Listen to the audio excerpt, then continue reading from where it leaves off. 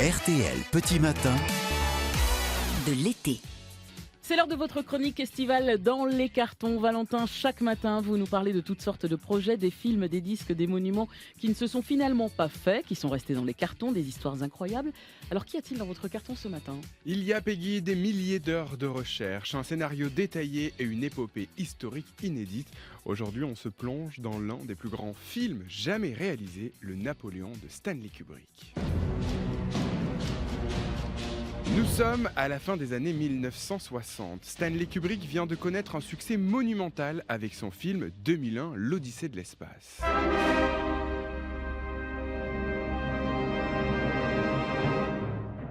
Fort de cette réussite, il se lance dans ce qu'il considère comme son projet le plus ambitieux, un film sur la vie de Napoléon Bonaparte.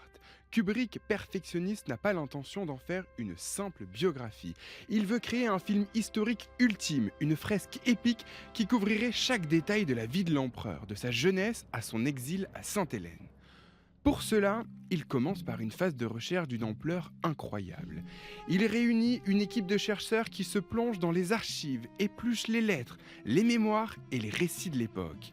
Il étudie minutieusement les batailles, les stratégies militaires qui ont marqué l'ascension, comme la chute de l'empereur. Alors, c'est déjà un travail colossal, Valentin, mais pour qu'un film soit vu, il faut qu'il soit tourné. Comment Kubrick va-t-il s'y prendre ? Eh bien là encore, Peggy, c'est un projet titanesque. Kubrick prévoit de tourner le film en Europe avec des milliers de figurants pour recréer les grandes batailles. Pour incarner Napoléon, il pense à l'acteur David Hemmings, alors en pleine ascension, et pour jouer le rôle de Joséphine de Beauharnais, il pense à l'actrice Audrey Hepburn.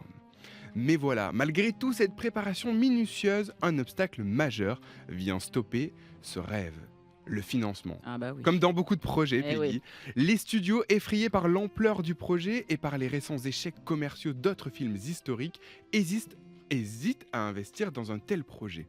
À cela s'ajoute la sortie du film Waterloo en 1970 qui échoue au box-office, refroidissant définitivement l'intérêt des financiers pour un autre film sur Napoléon. Kubrick, déçu mais pragmatique, finit par abandonner le projet.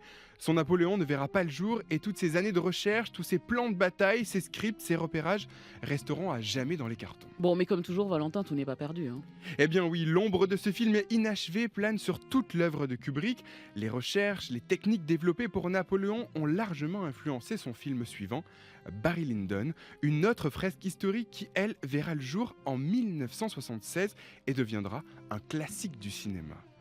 Aujourd'hui, ce Napoléon de Kubrick demeure l'un des plus grands films fantômes de l'histoire du cinéma français.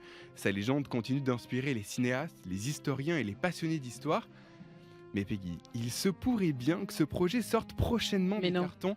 Un autre réalisateur s'est penché sur les travaux de Kubrick, un certain Steven Spielberg. Ah, carrément ? Oui, Steven Spielberg qui a confié travailler sur un projet d'adaptation en série télévisée. Une affaire à suivre. Ah, pas mal, j'aime beaucoup. Dans les cartons avec Valentin, on apprend toujours plein de choses. N'hésitez pas à réécouter cette chronique quand vous le souhaitez sur notre site rtl.fr et sur l'appli RTL. Bon réveil, merci de nous avoir choisis. Il est 5h50. C'est vrai.